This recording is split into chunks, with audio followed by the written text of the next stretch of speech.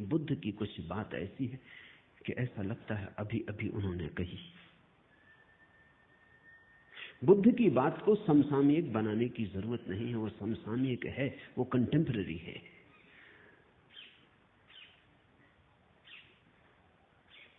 कृष्ण पर बोलो तो कृष्ण को खींच के लाना पड़ता है 20वीं सदी में, बुद्ध को नहीं लाना पड़ता।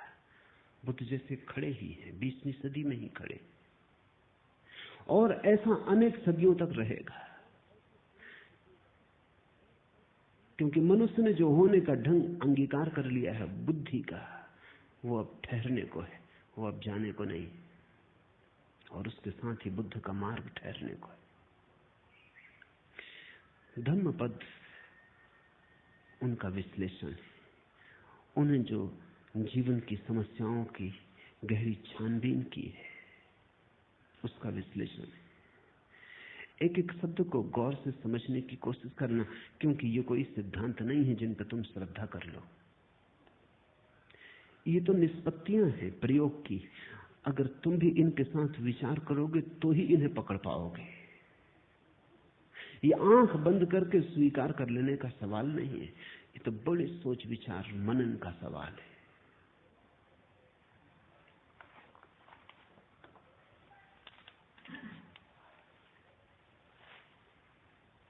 साधारणतः आदमी की जिंदगी क्या है? कुछ सपने, कुछ टूटे फूटे सपने, कुछ अभी भी साबित भविष्य की आशा में अटके।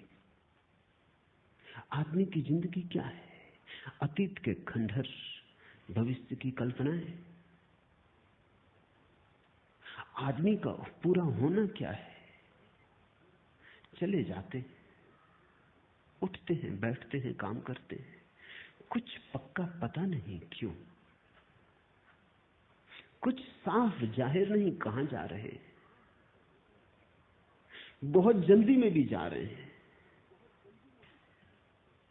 बड़ी पहुंचने की तीव्र उत्कंठा है, लेकिन कुछ पक्का नहीं कहां पहुंचना चाहते, किस तरफ जाते हो। कल मैं एक गीत पढ़ता था शाहिर का, न कोई ज्यादा न कोई मंजिल न रोशनी का सुराग, न कोई ज्यादा न कोई मंजिल न रोशनी का सुराग, भटक रही है खलाओं में जिंदगी मेरी। न कोई रास्ता, न कोई मंजिल, रोशनी का सुराग भी नहीं, कोई एक किरण भी नहीं, और पूरी जिंदगी अंधेरी घाटियों में, शून्य में भटक रही है खलाओं में जिंदगी मेरी। ऐसी ही मनुष्य की दशा है सदा से। बहुत सी झूठी मंजिलें भी तुम बना लेते हो, राहत के लिए कुछ तो चाहिए। सत्य बहुत कड़वा है, और अगर सत्य के साथ तुम खड़े हो जाओ तो खड़े होना भी मुश्किल मालूम होगा। सिगमंड फ्रायड ने कहा है कि आदमी बिना झूठ के जी नहीं सकता। झूठ सहारा है। तो हम झूठी मंजिलें बना लेते हैं, असली मंजिल का तो कोई पता नहीं। बिना मंजिल के जीना असंभव। कैसे जियोगे बिना मंजिल के? अगर ये पक्का ही हो जाए कि पता ही नहीं कहां जा रहे हैं, तो पैर कैसे उठेंगे, यात्रा कैसे होगी? तो हम कल्पित मंजिल बना लेते, एक झूठी मंजिल बना लेते, उससे राहत मिल जाती, लगता है कहीं जा रहे हैं। कोई रास्ता नहीं है, क्योंकि झूठी मंजिलों के कहीं कोई रास्ते होते? जब मंजिल ही झूठी है तो रास्ता कैसे हो सकता है? तो फिर हम रास्ता भी बना लेते, रास्ता बना लेते हैं, मंजिल बना लेते हैं, सब कल्पित, सब मन के जाल, सब सपने। और ऐसे अपने को भर लेते हैं और लगता है शून्य भर गया, जिंदगी बड़ी भरी पूरी। कोई कुछ दिन हुए चल बसा, एक मित्र ने आके कहा कि आपको पता चला फला फला व्यक्ति चल बसे, बड़ी भरी पूरी जिंदगी थी। मैंने पूछा रुको, चल बसे ठीक, उसमें तो कुछ किया नहीं जा सकता, लेकिन भरी पूरी जिंदगी थी, ये तुमसे किसने कहा?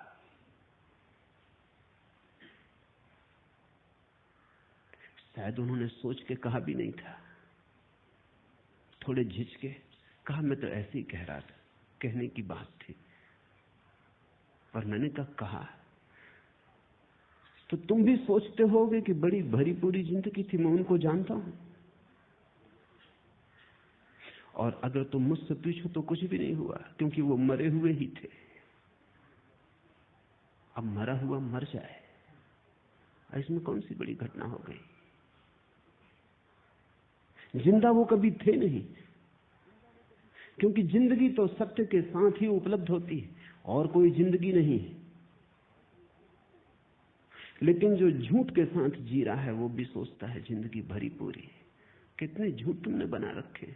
लड़का बड़ा होगा, शादी होगी, बच्चे होंगे, धन कमाएगा, यश पाएगा, और तुम मर रहे हो। और तुम्हारे बाप भी ऐसे ही मरे कि तुम बड़े होगे, कि शादी होगी, कि धन कमाओगे, और तुम्हारा लड़का भी ऐसे ही मरेगा। जिंदगी बड़ी भरी पूरी जा रही है। बाप बेटे के लिए मर जाता है, बेटा अपने बेटे के लिए मर जाता है, ऐसा एक दूसरे पे मरते चले जाते। कोई जीता नहीं। मरना इतना आसान, जीना इतना कठिन। लोग सोचते हैं मौत बड़ी दुस्तर है, गलत सोचते हैं। मौत में क्या दुस्तरता है, क्षण में मर जाते हो। जिंदगी दुस्तर है, 70 साल जीना होता है, और बिना झूठ के तुम जीना नहीं जानते हो तो तुम 1000 तरह के झूठ खड़े कर लेते हो। यश, पद, प्रतिष्ठा, सफलता, धन। जब इनसे चुक जाते हो तो धर्म, मोक्ष, स्वर्ग, परमात्मा, आत्मा, ध्यान, समाधि, पर तुम कुछ ना कुछ ताकि अपने को भरे रखो। और ध्यान रखना, बुद्ध का सारा जोर झूठ से खाली हो जाने पर है। सत्य से भरना थोड़ी पड़ता है। झूठ से खाली हुए तो जो शेष रह जाता है वही सत्य। गई बीमारी, जो बचा वही स्वास्थ्य है।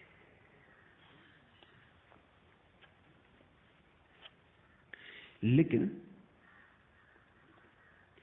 कितने ही लोगों ने जगाने की कोशिश की है, तुम जागते नहीं। आदमी का झूठ को पैदा करने का अभ्यास इतना गहरा है कि वो बुद्ध के आसपास भी, बुद्ध भी मौजूद हों जगाने को, तो उनके आसपास भी अपनी नींद की सुविधा जुटा लेता है। बुद्ध जगाते हैं, तुम उनके जगाने की चेष्टा को भी नशा बना लेते हो। तुम हर चीज में से शराब निकाल लेते हो। ऐसी कोई चीज नहीं है जिसमें से तुम शराब ना निकाल लो। इसलिए तो बुद्ध आते हैं, चले जाते हैं, बुद्ध पुरुष पैदा होते हैं, विदा हो जाते। तुम अपनी जगह अडिग खड़े रहते, तुम अपने झूठ से हटते नहीं। शायद बुद्ध पुरुषों ने जो कहा उसको भी तुम अपने झूठ में सम्मिलित कर लेते हो। क्या है तुम्हारे झूठ का राज? अहंकार। अहंकार सरासर झूठ है। ऐसी कोई चीज कहीं है नहीं। तुम हो नहीं, सिर्फ एक भ्रांति हो। है तो पूर्ण, सारा अस्तित्व इकट्ठा है। ये भ्रांति है कि तुम अलग हो। कल ही एक मित्र से मैंने कहा कि अब जागो, तो उन्होंने कहा कि कोशिश बहुत करता हूं, मन निंदा से भी भर जाता है, अपने प्रति अपराधी भी मालूम होता हूं, बेईमान भी मालूम पड़ता हूं, क्योंकि जो करना चाहिए मालूम है, समझ में आता और नहीं कर रहा हूं। तो मैंने उनसे कहा तुम एक ही कृपा करो, ये करने का ख्याल छोड़ दो, क्योंकि उसने पैदा किया, वही श्वास ले रहा है, तुम करना भी उसी पे छोड़ दो। उन्होंने कहा कि जन्म उसने दिया, इतना तक तो मैं मान सकता हूं, लेकिन बाकी और काम वही कर रहा है, ये नहीं मान सकता। ये तो मैं मान ही नहीं सकता कि बेईमानी भी वही कर रहा है। अभी थोड़ा सोचने जैसा है। हमें भी लगेगा कि बेचारा धार्मिक बात तो कह रहा है ये व्यक्ति कि बेईमानी कैसे परमात्मा पे छोड़ दूं, लेकिन नहीं, सवाल ये नहीं है। अहंकार, ये कोई परमात्मा को बचाने की चेष्टा नहीं है कि परमात्मा पे बेईमानी कैसे सौंप दूं। ये भी अहंकार को बचाने की चेष्टा। ध्यान रखना, जब बेईमानी तुम करोगे तो ईमानदारी भी तुम ही करोगे।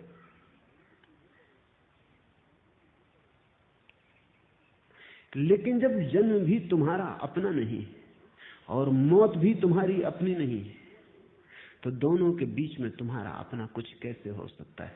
जब दोनों छोर पर आए, जब जन्म के पहले कोई और के हाथ में तुम हो, मौत के बाद किसी और के हाथ में, तो ये बीच की थोड़ी सी जो घड़ियां हैं, इनमें तुम अपने को सोच लेते हो अपने हाथ में, वही भ्रांति हो जाती है।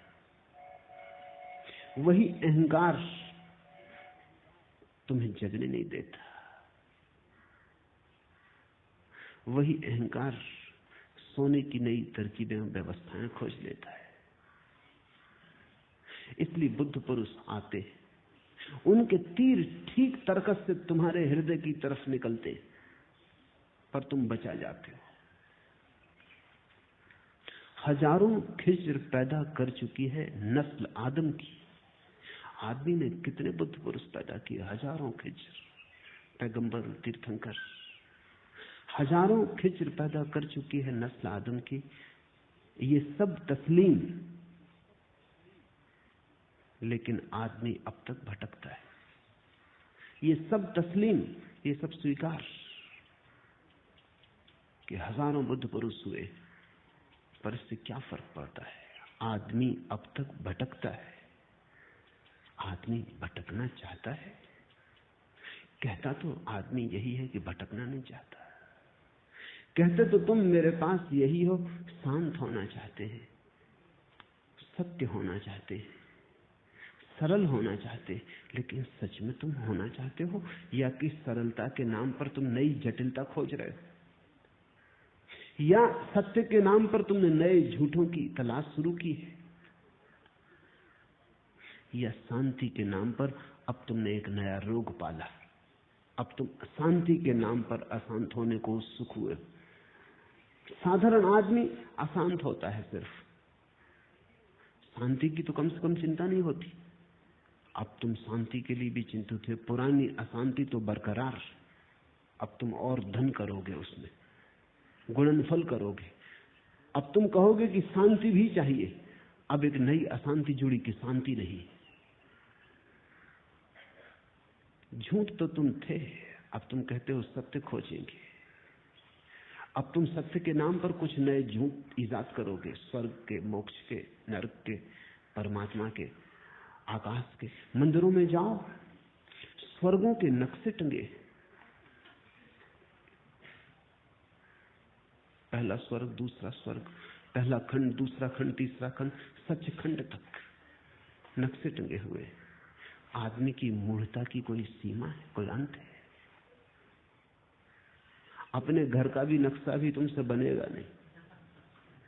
अपना भी नक्शा तुम बना ना सकोगे कि तुम क्या हो, कहां हो, कौन हो। तुमने स्वर्ग के नक्शे बना लिए।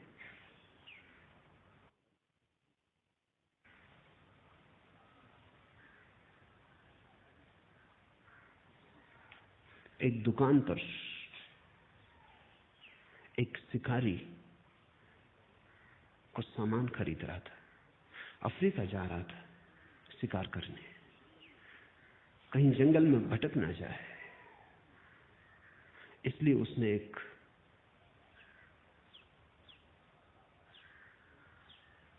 यंत्र खरीदा, दिशा सूचक यंत्र, कंपास।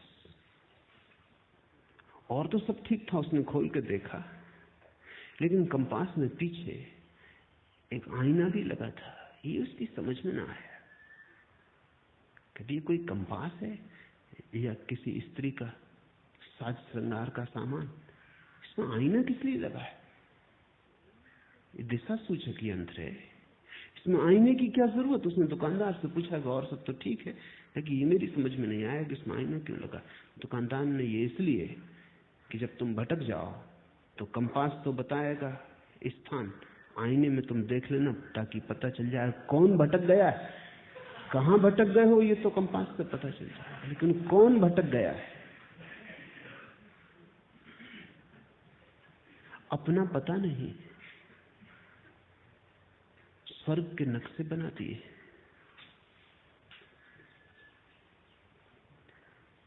विवाद चल रहे हैं लोगों के, कितने नरक होते हैं।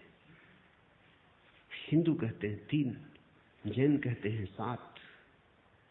बुद्ध ने बड़ी मजाक की, उन्होंने कहा 700।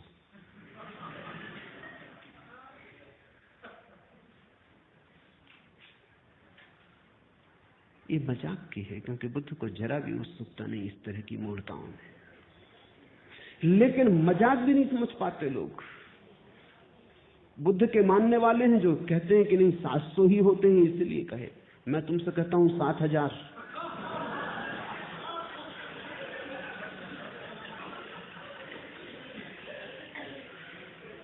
आदमी सत्य से भी झूठ खोज लेता है, इसलिए आदमी भटकता है। बुद्ध बड़े शुद्ध खोजी हैं, उनकी खोज बड़ी निर्दोष। घर छोड़ा तो जितने गुरु उपलब्ध थे सबके पास गए। गुरु उनसे थक गए, क्योंकि असली शिष्य आ जाए तभी पता चलता है कि गुरु गुरु है या नहीं। झूठे शिष्यों के साथ तो पता नहीं चलता। लोग मुझसे पूछते हैं आके कि असली गुरु का कैसे पता चले। मैं उनको कहता हूं तुम फिक्र ना करो, अगर तुम असली शिष्य हो पता चल जाए। नकली गुरु तुमसे बचेगा, भागेगा कि ये चला आ रहा असली शिष्य, ये झंझट खड़ी करेगा। तुम गुरु की फिक्र ही छोड़ दो। असली शिष्य अगर तुम हो तो नकली गुरु तुम्हारे पास टिकेगा ही नहीं। तुम टिके रहना, वही भाग जाएगा। जिब्रान की कहानी है कि एक आदमी गांव गांव कहता फिरता था कि मुझे स्वर्ग का पता है, जिनको आना हो मेरे साथ आ जाओ। कोई आता नहीं था, लेकिन लोगों को 1000 दूसरे काम। कोई स्वर्ग जाने की इतनी जल्दी वैसे भी किसी को नहीं। लोग स्वर्गीय तो मजबूरी में होते, जब हाथ पैर ही नहीं चलते लोग मरघट पे पहुंचाते तब स्वर्गीय होते।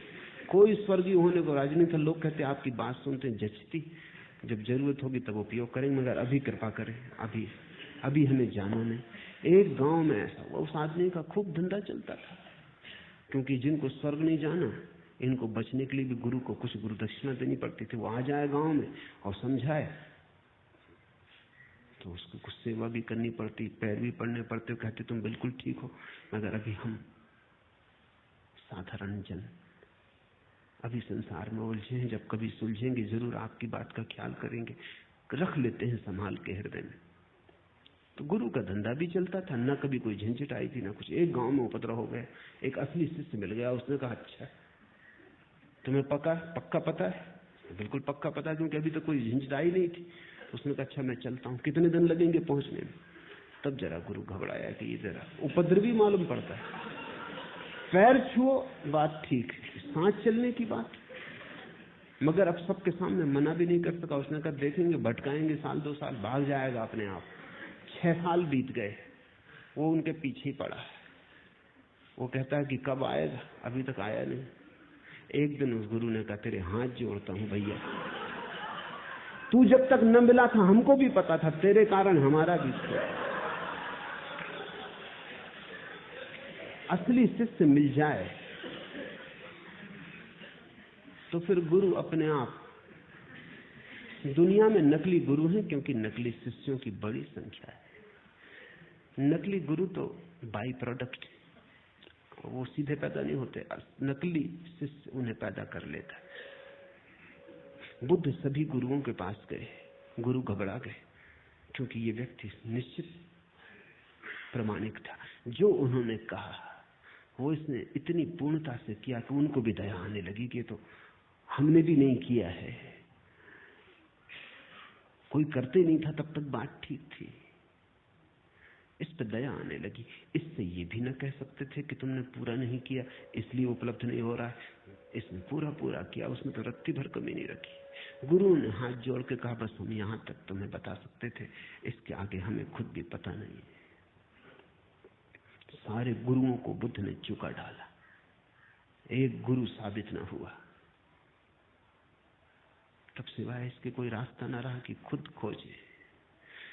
और इसलिए बुद्ध की बातों में बड़ी ताजगी है, क्योंकि उन्होंने खुद खोजा, किसी गुरु से नहीं पाया था, किसी से सुन के नहीं दोहराया था, फिर खुद खोज पर निकले, नितांत अकेले, बिना किसी सहारे के।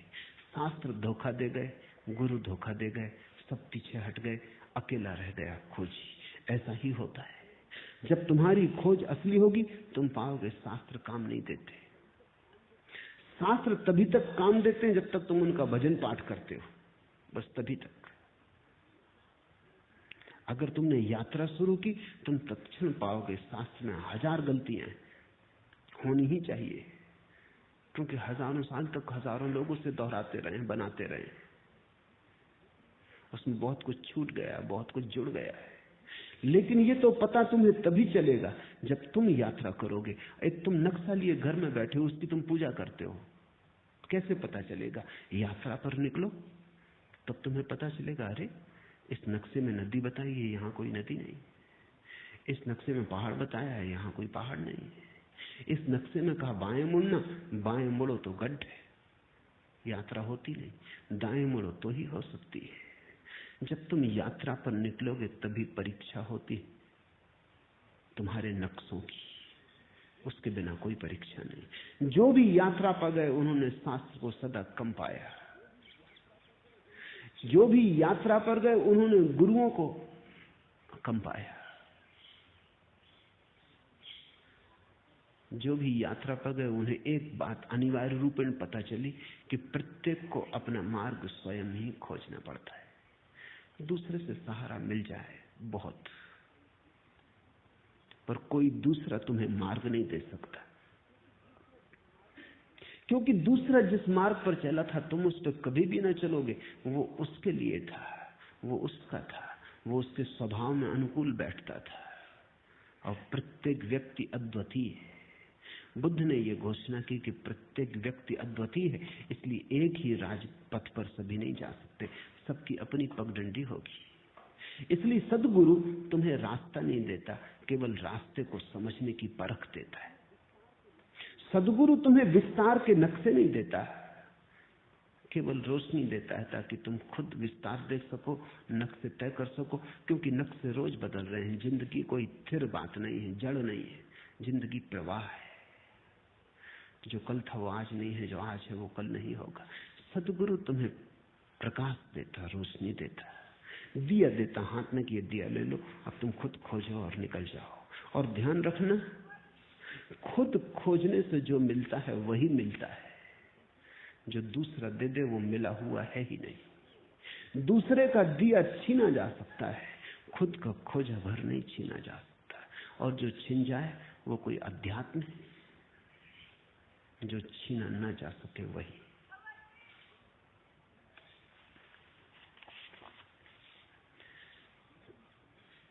पहली गाथा, मन सभी प्रवृत्तियों का पुरोगामी है, मन उनका प्रधान, वे मनोमय है। यदि कोई दोषयुक्त मन से बोलता है या कर्म करता है तो दुख उसका अनुसरण वैसे ही करता है जैसे गाड़ी का चक्का खींचने वाले बैलों के पैर का। छोटा सूत्र पर बड़ा दूरगामी।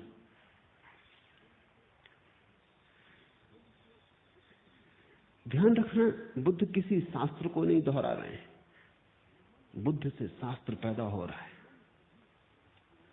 मन सभी प्रवृत्तियों का पुरोगामी है। कोई भी वृत्ति उठती है, राह पर तुम खड़े हो, एक सुंदर कार निकली, क्या हुआ तुम्हारे मन में? एक छाप पड़ी, एक काली कार निकली, एक प्रतिबिंब गूंजा। कार के निकलने से वासना पैदा नहीं होती। अगर तुम देखते रहो और तुम्हारा देखना ऐसा ही तटस्थ हो जैसे कैमरे की आंख होती, कैमरे के सामने से भी कार निकल जाए, वो फोटो भी उतार देगा, तो भी कार खरीदने नहीं जाएगा और न सोचेगा कि कार खरीदनी है। अगर तुम वहां खड़े हो और कैमरे जैसी तुम्हारी आंख है, तुमने सिर्फ देखा, काली कार गुजर गई, चित्र बना गया, एक छाया आई गई, कुछ भी कठिनाई नहीं। लेकिन जब ये काली छाया कार की तुम्हारे भीतर से निकल रही, तब तुम्हारे मन में एक कामना जगी, ऐसी कार मेरे पास हो। मन में एक विकार उठा, एक लहर उठी, जैसे पानी में किसी ने कंकड़ फेंका और लहर उठी। कार तो जा चुकी, अब लहर तुम्हारे साथ है। अब ये लहर तुम्हें चलाएगी। तुम धन कमाने में लगोगे, या तुम चोरी करने में लगोगे, या किसी की जेब काटोगे। अब तुम कुछ करोगे। अब वृत्ति ने तुम्हें पकड़ा। अब वृत्ति तुम्हारी कभी क्रोध करवाएगी अगर कोई बाधा डालेगा। अगर कोई मार में आएगा तो तुम हिंसा करने को उतारू हो जाओगे, मरने मारने को उतारू हो जाओगे। अगर कोई सहारा देगा तो तुम मित्र हो जाओगे, कोई बाधा देगा तो शत्रु हो जाओगे। अब तुम्हारी रातें इसी सपने से भर जाएंगी। बस ये कार तुम्हारे आसपास घूमने लगेगी। जब तक ये ना हो जाए तुम्हें चैन ना मिलेगा। और मजा ये है कि वर्षों की मेहनत के बाद जिस दिन ये तुम्हारी हो जाएगी, तुम अचानक पाओगे कार तो अपनी हो गई, लेकिन अब इन वर्षों की बेचैनी का अभ्यास हो गया। अब बेचैनी नहीं छोड़ती। कार तो अपनी हो गई, लेकिन बेचैनी नहीं जाती, क्योंकि बेचैनी का अभ्यास हो गया। अब तुम इस बेचैनी के लिए नया कोई यात्रा पथ खोजोगे। बड़ा मकान बनाना है, हीरे जवाहरात खरीदने हैं। अब तुम कुछ और करोगे, क्योंकि अब बेचैनी तुम्हारी आदत हो गई। और अब इस बेचैनी का तुम क्या करोगे? इस सालों तक बेचैनी को संभाला, कार तो मिल गई, लेकिन अब कार का मिलना न मिलना बराबर है। अब ये बेचैनी पकड़ गई। इसलिए तो धनी बहुत लोग हो जाते हैं और धनी नहीं हो पाते, क्योंकि जब वे धनी होते हैं तब तक बेचैनी अभ्यास का हो गया उसका। जब तक धनी हुए तब तक चैन से ना रह सके। सोचा कि जब धनी हो जाएंगे तब चैन से रह लेंगे, लेकिन चैन कोई इतनी आसान बात है? अगर बेचैनी का अभ्यास घना हो गया तो धनी तो तुम हो जाओगे, बेचैनी कहां जाएगी? तब और धनी होने की दौड़ लगती और मन कहता और धनी हो जाए फिर। लेकिन सारा जाल मन का है। बुद्ध ने अपनी एक एक वृत्ति को जांचा और पाया कि वृत्ति मन के सरोवर में उठी लहर है। वृत्ति का मतलब ही लहर होता है। वो मन का कब जाना है। अगर मन निष्कंप रह जाए तो कोई वृत्ति पैदा नहीं होती। अगर मन कब गया तो वृत्ति पैदा हो जाती। फिर कोई फर्क नहीं पड़ता कि किस चीज से कपता है।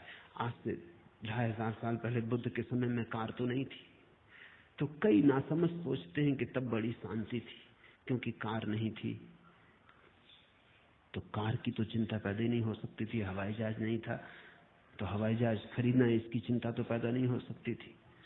लेकिन तुम गलती में हो, चिंताएं इतनी ही थी, क्योंकि किसी के पास शानदार बैलगाड़ी थी, बग्घी थी, वो चिंता पैदा करवाती थी।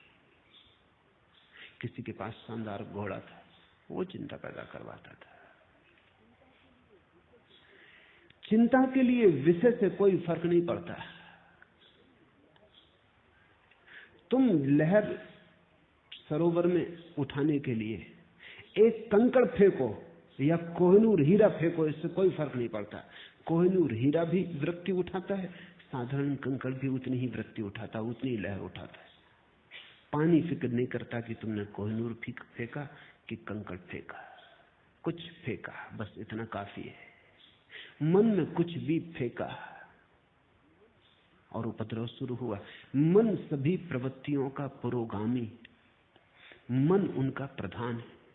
वे मनोमय है।